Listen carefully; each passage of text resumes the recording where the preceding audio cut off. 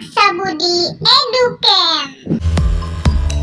Ketemu lagi sahabat Rabu Educam.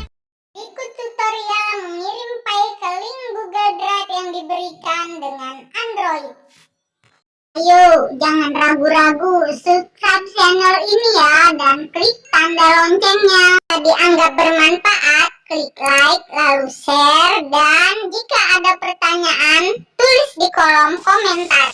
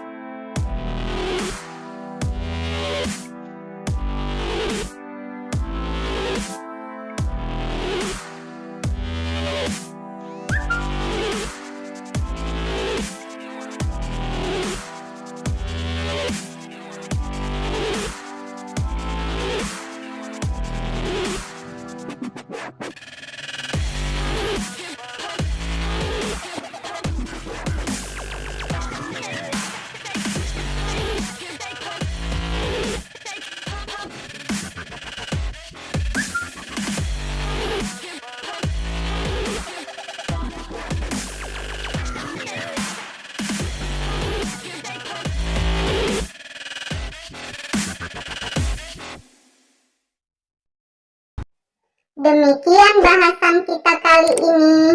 Sampai jumpa pada pertemuan berikutnya. Dan jangan lupa bahagia dan tetap bersama kami di Rabu Educam.